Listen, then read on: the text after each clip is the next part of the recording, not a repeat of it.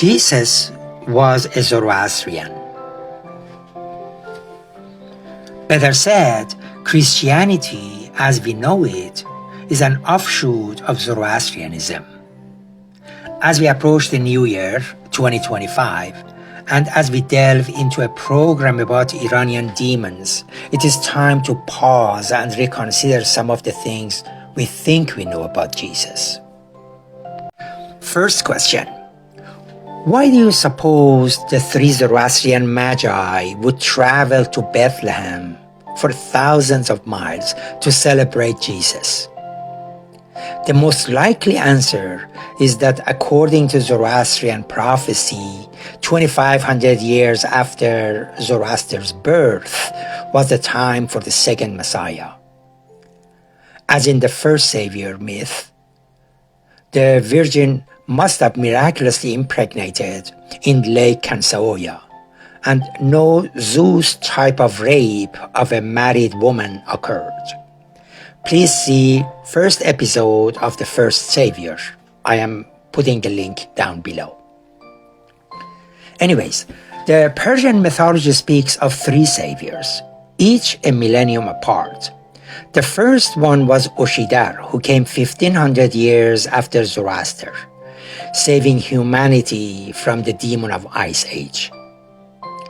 The second savior was Oshidar Ma, a Jesus kind of figure, coming 1,000 years later, or 2,500 years after the birth of Zoroaster. Anyways, as the story goes, the three Magi visited Bethlehem and brought royal gifts. We don't know anything about these gifts, but it's likely that Joseph and Mary, poor and unaware of true value of these gifts, were scammed out of these gifts when they were smuggled them.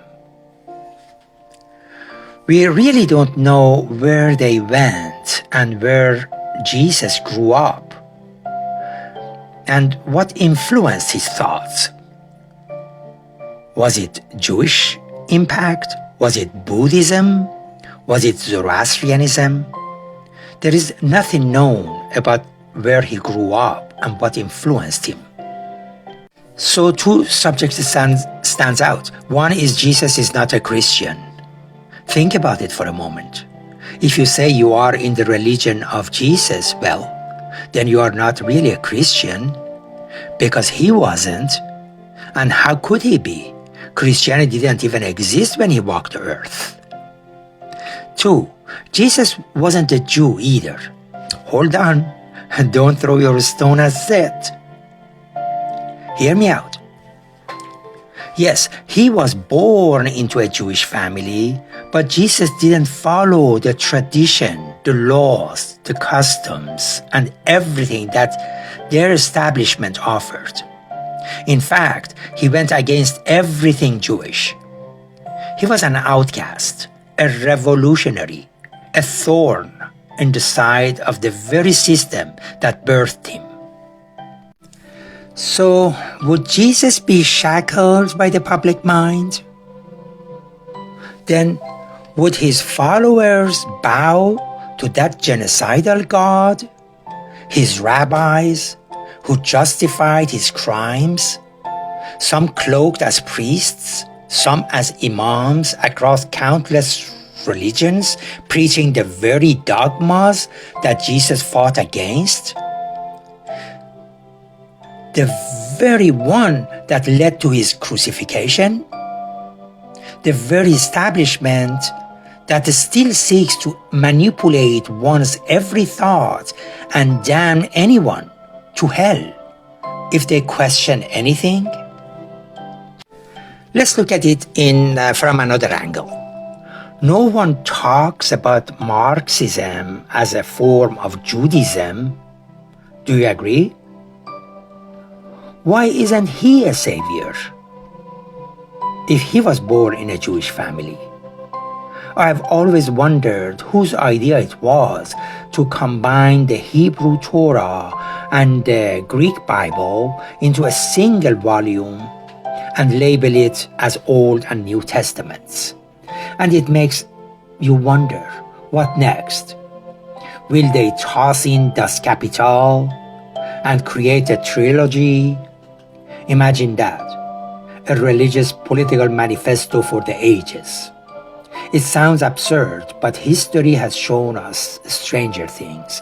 In fact, you might be surprised to learn they actually tried something like that trilogy in Iran after 1979 revolution. Now let's delve into an intriguing perspective. Why is Christianity often seen as a modern-day Zoroastrianism?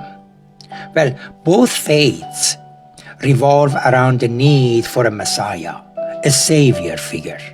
In Persian mythology, we encountered 3 different messiahs, each born of a virgin and separated by a millennium.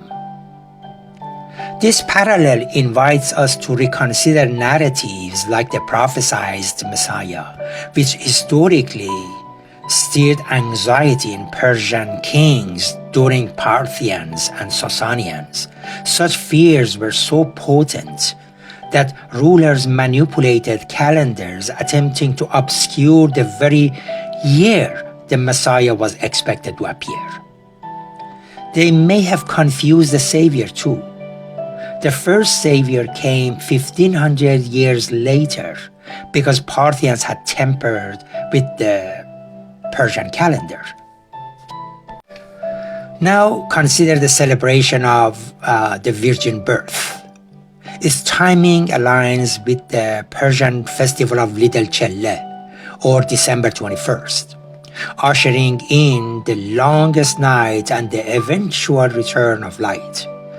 This resonates strongly with the modern Christmas celebration, known as Yalda in Persian culture and Yuletide among historical German people. These winter festivals share common threads. In Norse poetry, Yule encapsulates the essence of winter celebration, echoing the Persian Little Chelle and the birth of Mithras, the sun god. And yet, there are only fragments of the story. For now, the virgin birth, the winter festival, the Messiah, they merely scratch the surface of the shared mythology connecting Christianity and ancient Persian beliefs. Forget the obvious parallels that everyone discusses. The real treasures lie hidden in the shadows, among the forgotten myths, tales, and demons of Iranian lore. Seek them out, for there you'll uncover the secret of humanity's shared narratives.